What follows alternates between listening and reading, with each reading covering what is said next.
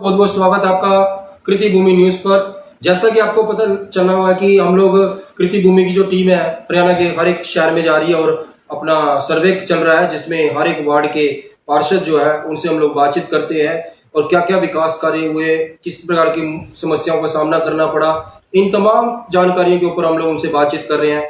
और एक पार्षद जो समाज में अच्छा काम कर रहा है तो उसका भी एक आईना समाज को दिखाया जा रहा है। तो इसी बीच हम लोग पहुंचे हैं, जो कृति भूमि की जो टीम है पहुंची है इस वक्त वार्ड नंबर 17 में पंचकुला के, जहां पर आप सामने लाइव तस्वीरों में देख रहे हैं अक्षयदीप चौधरी जी जो हमारे बीच में मौजूद है।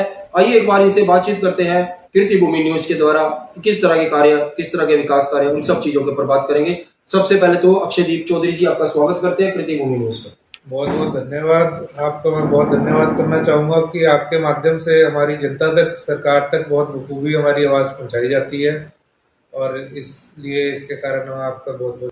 हमारे कुछ वादे थे जनता से जो हमने किए अपने इलेक्शन के दौरान जी, वो वादे कहीं ना कहीं डेवलपमेंट के भी थे और कई वादे ऐसे भी हैं जो सेंटर से रिलेटेड वादे हैं जी। उन वादों में आता था, एक तो सबसे बड़ा मुद्दा है, एक सबसे बड़ी समस्या मेरे वार्ड में सेक्टर 25 में, 24 में, 23 में आती थी। डंपिंग ग्राउंड का एक बहुत बड़ा मुद्दा था और एक एनहांसमेंट का बहुत बड़ी समस्या थी जो वहाँ के लोग फेस करते थे।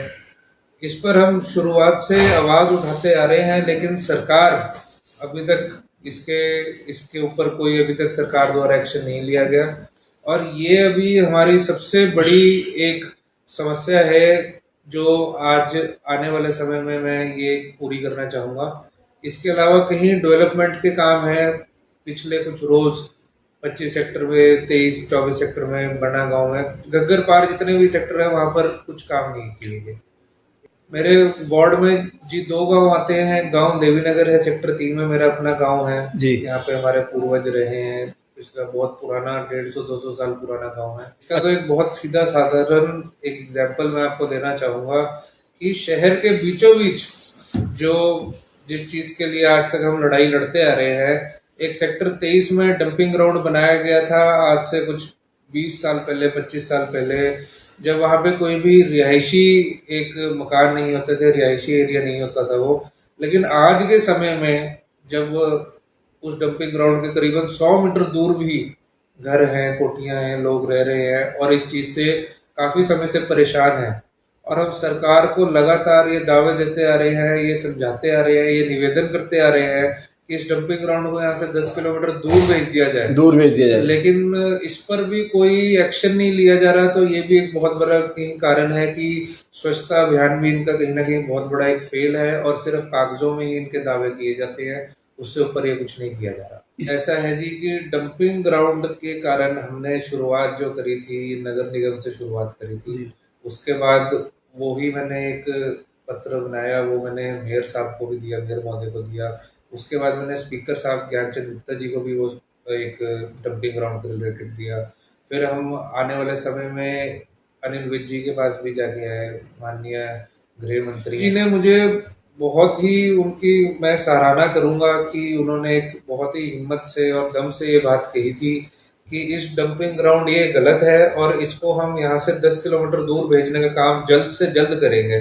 तो उस समय तो उनकी बात में बहुत दम था, हमें नजर आया, लेकिन फिर आपके सामने है कि कार्रवाई कोई नहीं की गई। आज के समय में इन्होंने एक ही जगह 2 अलग डंपिंग ग्राउंड बना दिए हैं। सेक्टर 23 के पीछे ही एक जगह पड़ती है झूरीवाला में बंदर घाटी के नाम से जगह थी। वो घाटी का इन्होंने बिल्कुल तहस नहस सत्यानाश करके पेड़ काटकर वहीं पे कूड़ा गिरना शुरू करा। वहाँ पे इनका एक प्रोजेक्ट था सॉलिड वेस्ट मैनेजमेंट प्लांट बनाने का। वह प्रोजेक्ट तो इनका आज तक सिर्फ कागजों में ही है, लेकिन उसी की जगह इन्होंने कूड़ा घेर के वहाँ पे एक नया पहाड़ खड़ा दिया है जी। 2014 से पहले अगर मैं आपको कुछ फैक्ट बताऊँ, सिलेंडर के दाम 400 रुपये एक सिलेंडर मिलता था। 400 रुपये से अगर 410 रुपये वह सिलेंडर हो जाए तो भाजपा के जो आज के समय में बड़े बड़े मंत्री हैं, बड़े बड़े नेता हैं, वो सड़कों पे उतर आते थे, नारे लगाते थे अगर 400 रुपये से 410 रुपये हो जाए सिलेंडर 6 महीनों के अंदर। और आज के समय में ये 100 रुपये, 150 रुपये 1 महीने के अंदर 20 दिन के अंदर अंदर बढ़ा देते हैं और ना इस बात पे कोई जवाब आता है। 1000 रुपये से ऊपर आज के समय में एलपीजी सिलेंडर के दाम हो रखे हैं, ना इस बारे में किसी का आज तक जवाब आया, ना किसी का इस बारे में कुछ कहना है।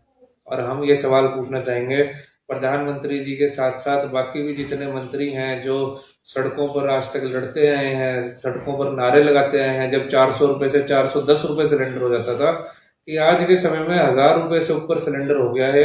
1 महीने के अंदर आप 100 रुपये से ज्यादा दाम बढ़ा देते हो सिलेंडर का, तो इसका जवाब कौन देगा? ये नारा मैं आपको कहना चाहूंगा कि सिर्फ और सिर्फ एक कागजों में रह गया है, कागजों में सीमित है।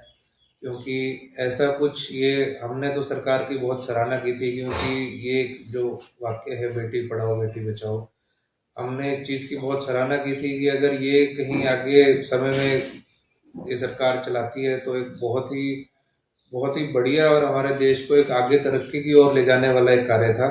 लेकिन मुझे कहीं ना कहीं ये नज़र आता है कि ये सिर्फ एक नारा, एक अपनी तरफ जैसे वोट्स लेने का या इलेक्शनों में खड़े होने का, लड़ने का एक नारा। देखिए, नशा आज के समय में हरियाणा प्रदेश में मैं मानूंगा कि अपने साथ लगते प्रदेश के मुकाबले ज़्यादा बढ़ता जा रहा है।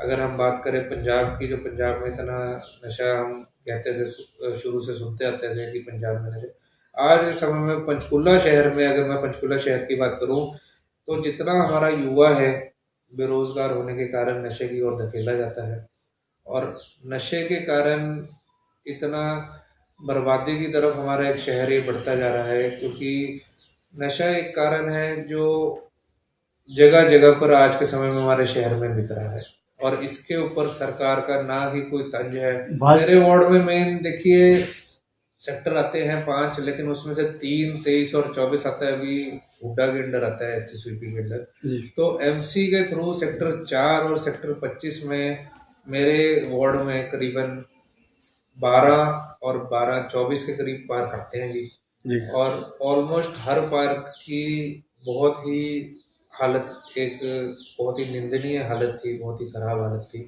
क्योंकि 2-3 साल से 4 साल से इस पे पार्क पे कोई काम नहीं किया गया था। इनकी पार्क की पेमेंट्स नहीं हो रही थी, सोसाइटीज़ बड़ी परेशान थी। और मैंने अपने वार्ड में आज के समय में, आप अगर जाके देखिए सेक्टर 4 और सेक्टर 25 में, हर पार्क में रिपेयरमेंट का, हर पार्क में झूले लगाए गए हैं, हर पार्क में नई लाइटें लगाई गई हैं, हर पार्क में ओपन जिम लगवाए गए हैं। और आज के समय में मैं कहना चाहूँगा कि 25 में से करीबन 20 पार्कों के काम मेरे वार्ड में चले। मेरे वार्ड में पिछले 1 साल 4 महीने में करीबन 4 करोड़ के मैं काम करवा चुका हूँ। पार्कों को अगर हम मद्देनज़र रखें, सड़कें कुछ हमने जो ठीक करवाई गई, उसके अलावा गलियाँ बनवाई गई काफ़ी कुछ, तो इस रिपेयर को अगर हम मद्देनज़र रखें तो करीबन 4 करोड़ का काम मेरे वार्ड में हो चुका है। उसके अलावा भी हमने तो कुछ ऐसे काम हैं जो पिछले 1-1.5 साल से जिसके पीछे हम लड़ाई लड़ते आ रहे हैं, जो अभी तक नहीं हो पा रहे, तो उसमें मैं आगे अब इस साल में मेरा एक रहेगा फोकस कि अब ये कुछ जो काम है, ये कार्य हैं जो अभी तक नहीं हो पाए, ये हम करें। जिसमें समस्या तो देखिए, सबसे पहले मैंने आपको एक अनाउंसमेंट की बताई थी जी। अनाउंसमेंट की क्या है कि एक व्यक्ति जिसने अपना घर आज से 20 साल पहले लिया था, वो आज के समय में भी उस घर का एक, अपने ही घर का एक किराए के तौर पर एक पैसा भरता आ रहा है। और कुछ परिवार ऐसे हैं जिनको एकदम से अनाउंसमेंट के कागज पकड़ा दिए जाते हैं कि आपने 10 लाख भरने हैं, आपने 15 लाख रुपए भरने हैं। तो ये मैं कहना चाहूँगा कि ये एक सबसे पहली समस्या है कि अनाउंसमेंट को आपको जल्द से जल्द खत्म कर देना चाहिए कि एक लोग शांतिपूर्वक रह सकें। उसके अलावा एक सबसे बड़ी समस्या डंपिंग ग्राउंड की है। कहना चाहूँगा 134A के तहत जो हमारे गरीब परिवार के साथियों के ऐसे कुछ बच्चे होते थे जिनको एक प्राइवेट स्कूल में पढ़ाई करने का, एजुकेशन लेने का, और आगे कुछ बढ़कर, क्योंकि सरकारी स्कूल का तो अब ये हालत है कि सरकारी स्कूल बच्चों में पढ़ने लायक रहे नहीं। सरकार ने आज तक सरकारी स्कूलों पे तो कभी ध्यान दिया नहीं। प्राइवेट स्कूल में कुछ हमारे बच्चे ऐसे जो सुविधा उनको 134A के तहत मिलती थी और पढ़ाई करते थे, वो आज तक भी हम लड़ाई लड़ते आ रहे हैं कि ये बंद करने का, सुविधा रद्द करने का क्या कारण रहा। और जो 1 किलोमीटर का दायरा है, ये एक बहुत ही सोची समझी साजिश मैं कहूँगा ये सरकार द्वारा की गई है। 134 बंद करने का तो सबसे बड़ा यही कारण इन्होंने बताया कि हम चाहते हैं कि हमारे बच्चे सरकारी स्कूलों में पढ़े। मैं इनको ये कहना चाहूँगा कि आप सरकारी स्कूलों को उस लायक बनाएं उतनी सुविधा दें जितने प्राइवेट स्कूल में है, उतनी एक अच्छी पढ़ाई बच्चों को दे जितनी प्राइवेट स्कूल में है, और बच्चों को अपने आप चुनने दें। हम बिल्कुल इसी के हक में हैं। मैं कहना चाहूँगा कि सरकारी स्कूल आज के समय में सरकार इतने लायक बना दे, इतनी सुविधा दे कि वो प्राइवेट स्कूल से आगे निकल जाएं, और बच्चे प्राइवेट स्कूल छोड़कर, चाहे वो गरीब बच्चे हैं, चाहे वो किसी मिनिस्टर के बच्चे हैं, विधायक के बच्चे हैं, वो अपना खुद चाहते हो कि हम तो भाई सरकारी स्कूल में पढ़े, यहाँ पे तो इतनी सुविधा है, इतनी तो किसी प्राइवेट स्कूल में नहीं मिलती। तो मैं सरकार को यही कहना चाहूंगा कि सरकारी स्कूलों को इतना एक बढ़िया एक सुविधा दी जाए सरकारी स्कूलों में, जैसे अन्य कहीं राज्यों में भी दी जाए। तो इस बारे में कह कह के सरकार से निवेदन करके अपनी मांग रखकर थक चुके हैं। ये तो हमें नजर आता है कि आने वाले समय में जब कांग्रेस की सरकार आएगी हरियाणा में, तभी हरियाणा का विकास होएगा, तभी सरकारी स्कूलों का विकास होएगा, तभी बच्चों को शिक्षा प्राप्त होगी, तभी युवाओं को रोजगार मिलेगा। और जो हरियाणा आज के समय में बेरोजगारी दर पर भी पहले स्थान पर है, वो भी सबसे, हमारा मानना है कि हम पूरे देश में सबसे कम ले आएंगे अगर आने वाले समय में कांग्रेस की सरकार आती है।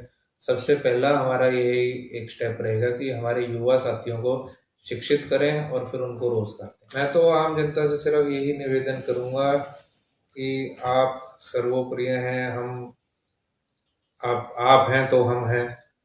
आप अपना प्रतिनिधि अपने हिसाब से, अपने मन से, अपनी इच्छा से, और जो काम करता है, जो आपको नजर आ रहा है कि एक प्रतिनिधि जो आपका काम कर रहा है, आपकी आवाज उठाने का काम कर रहा है, उसको आप बढ़ावा दीजिए, उसको आप अपना आने वाले समय में वोट दीजिए, उसका साथ दीजिए। आने वाले समय में वही इस देश का, इस शहर का, इस हरियाणा प्रदेश का सुधार करें।